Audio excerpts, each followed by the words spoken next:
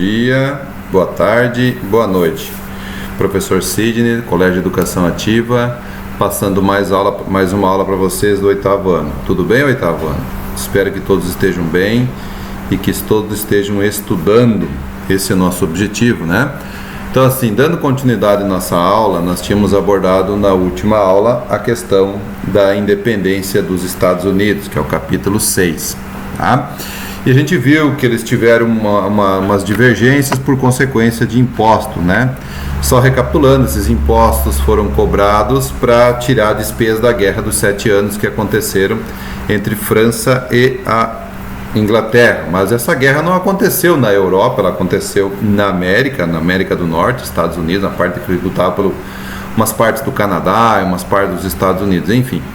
A Inglaterra teve um custo muito alto dessa guerra, né? Então ela tentou ser ressarcida, mas ela cobrou os impostos para ressarcir ela nesse processo todo do povo dos Estados Unidos da América, não da Inglaterra, lá da Europa, né? Então gerou um certo atrito. Então vieram com muitas leis. Primeira lei, a lei do açúcar, depois veio a lei do selo, depois veio a lei do chá. A lei do chá foi que mais impactou, porque eles dependiam muito do chá, é uma tradição muito forte nos Estados Unidos, na época, por consequência de serem ingleses, né? Lá se consome muito chá, o chá das 5 é uma coisa tradicional deles. Então há um consumo muito grande desse produto na Europa e por consequência também na América. E aí foram lá disfarçados, né? A imagem que traz aqui para vocês, disfarçados de índios, né? Quem não ia rever que os caras eram brancos, né? Os caras nem eram índios, né? Então sequer índios eles fossem. Eles tentaram camuflar como que não foram eles, né? Os filhos da liberdade, e foram lá e jogaram todo o chá, um carregamento pelo menos de um navio no porto de Boston. E aí isso impactou muito em relação às amizades que eles tinham com os ingleses, né?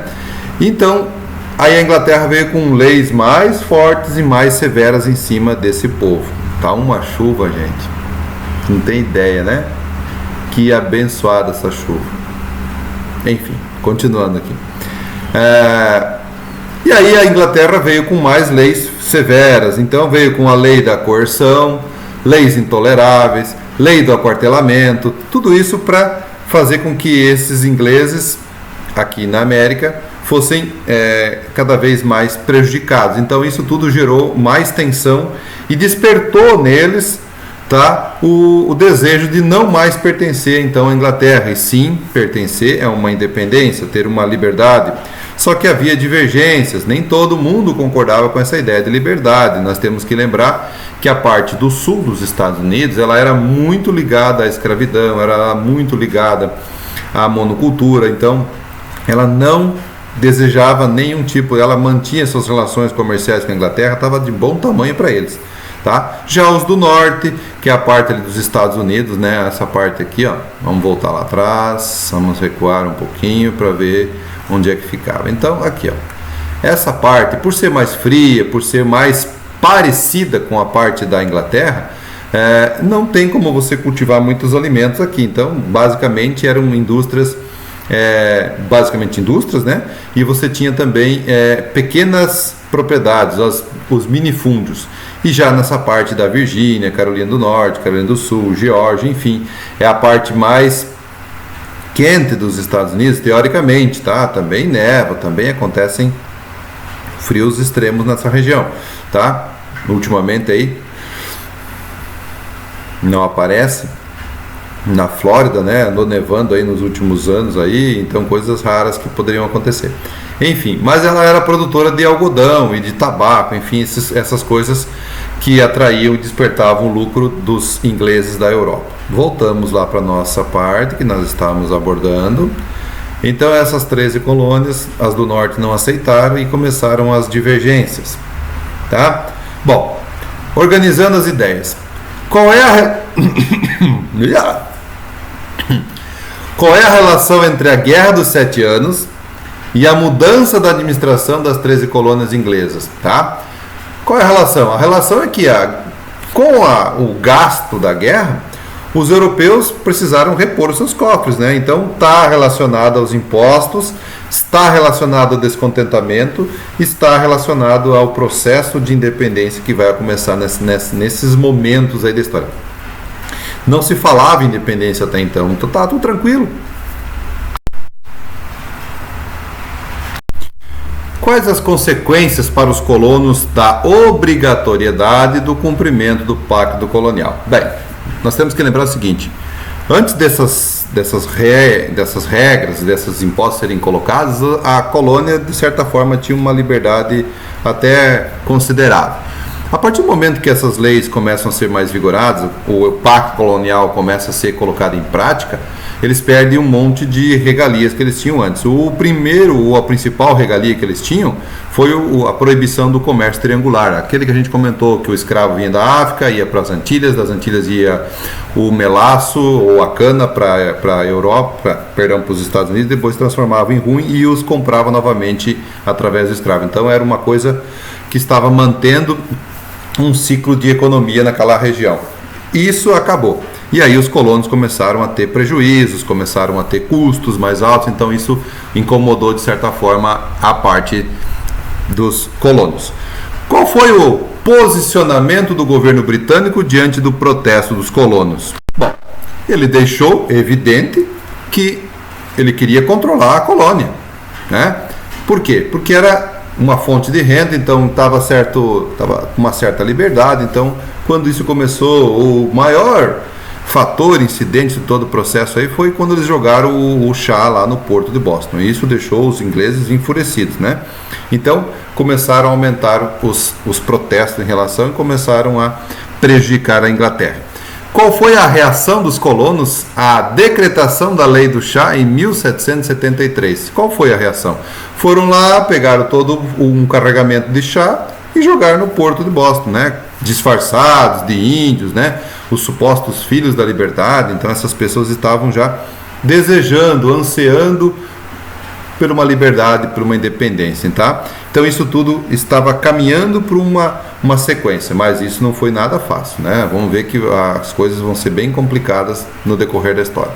Se as 13 colônias estavam sob controle inglês, por que os colonos eram tão contrários aos demais e às decisões da metrópole? Um fato que legitimava os protestos dos colonos era a ausência de representantes deles no parlamento inglês. Bom, se a Inglaterra manda em nós, então nós também temos que ter um representante lá dentro do Congresso, lá dentro do parlamento, que era lá na Inglaterra. A expressão sem representação não há tributação. Se nós não temos ninguém para representar nós, por que cargas d'água nós temos que continuar pagando impostos para vocês? Né? Então é nessa linha de raciocínio que os ingleses dos Estados Unidos vão bater a tecla. Bom, passou a fundamentar esses protestos. As ações e as reivindicações dos colonos foram pautadas nas ideias do inglês John Locke, que de modo irônico havia influenciado a Revolução Gloriosa lá em 1688 na Inglaterra.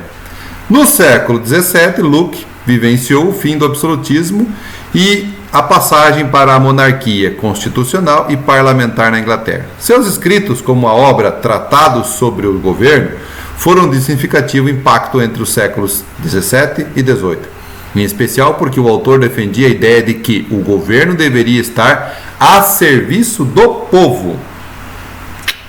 Aquele absolutismo não dava mais certo, né? Além disso, Locke também pregava que um povo só poderia ser taxado caso tivesse elegido um representante que compactuasse com tal cobrança. Então, os ingleses da América do Norte não tinham nem sequer votado num representante para ter lá no parlamento. Então, baseado nessa ideia, eles não podem cobrar impostos de nós. Então, estava em cima dessa ideia. Ou seja, sem representatividade legal, a cobrança de imposto é ilegal.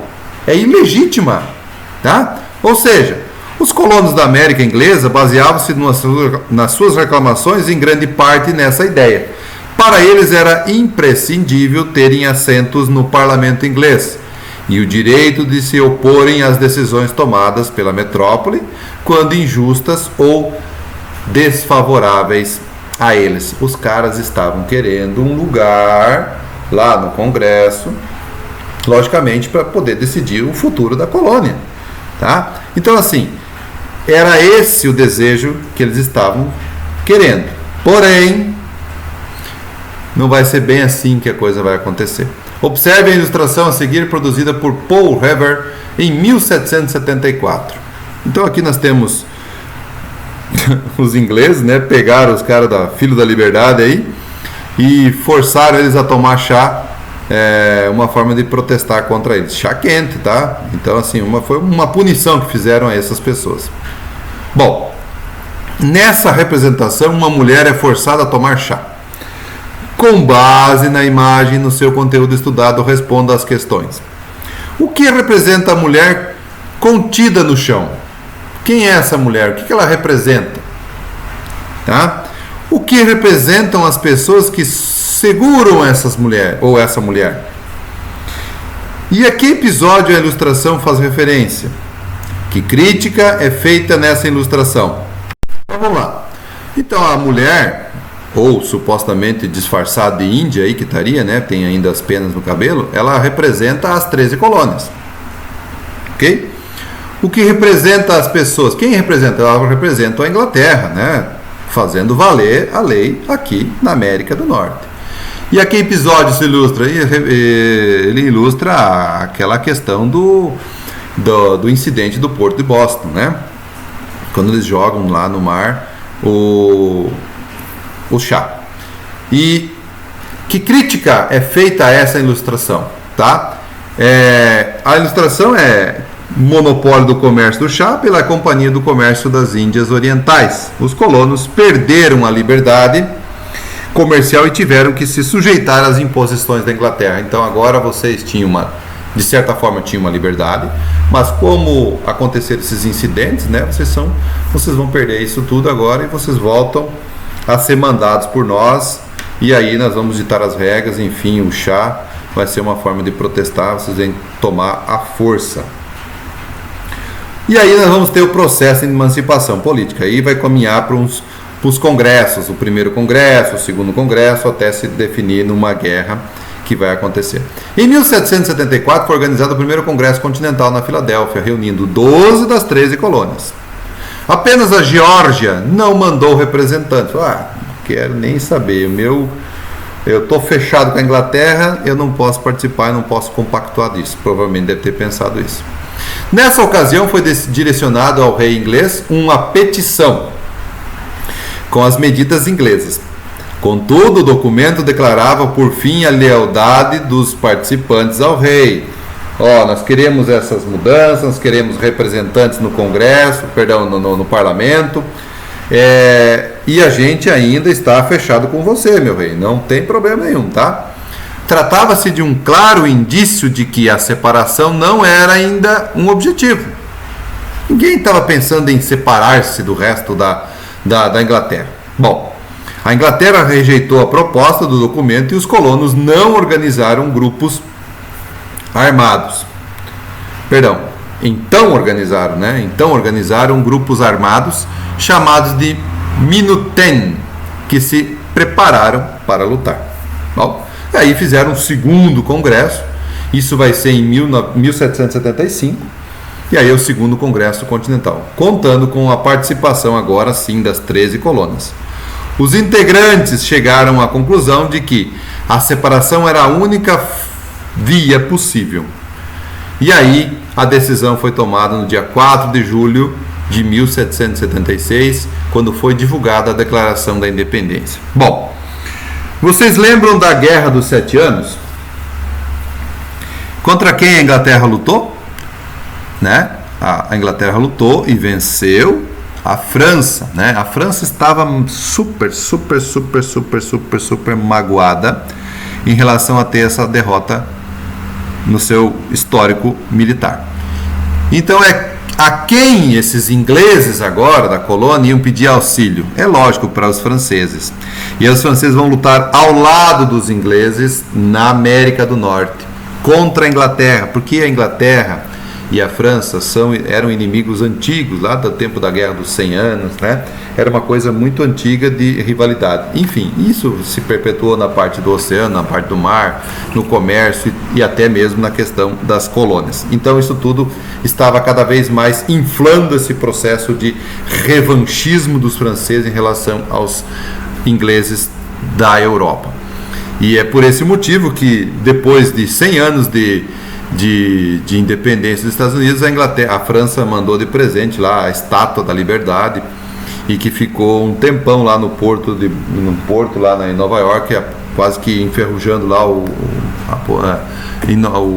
cobre, porque não tinham nem sequer dinheiro para construir, para levantar a estátua. Então depois foi feita uma arrecadação e aí conseguiram fazer esse processo. Então a estátua é a comemoração do centenário de independência dos Estados Unidos, né? Já faz mais de 100 anos, já fazem 200 anos. Bom, a independência declarada não era uma independência garantida. Primeiro tem que ver se os caras aceitam. Não é só dar uma canetada lá e falar, estamos livres, né? Havia um grande número de soldados ingleses entre os colonos, e a Inglaterra não estava disposta a perder suas colônias facilmente, assim, pode levar, pode ficar com elas, também não queremos mais nada. A guerra pela independência se estendeu até meados da década de 1780. As tropas coloniais foram lideradas pelo grande general George Washington. Essa luta foi bastante difícil, levando-se em consideração a força marinha britânica e a experiência dos ingleses em combate. Vou deixar a dica aqui, existem uns documentários muito bacanas na internet chamado América, a Saga dos Estados Unidos, e lá são 12 episódios e cada episódio tem acho que 5 ou 6 capítulos, não me falha a memória, alguma coisa assim. E lá tem a parte que fala da independência, fala da guerra da independência, então é interessante, vai lá, procura América, a Saga dos Estados Unidos, e aí você assiste o documentário, vai ampliar seu conhecimento em relação a esse fato histórico dos Estados Unidos. Os colonos contaram também com a ajuda dos espanhóis, franceses e dos dois reinos europeus inimigos da Inglaterra, auxiliando os colonos com soldados, com armas, a mudaram o rumo do conflito, levando à vitória dos colonos em outubro de 1781.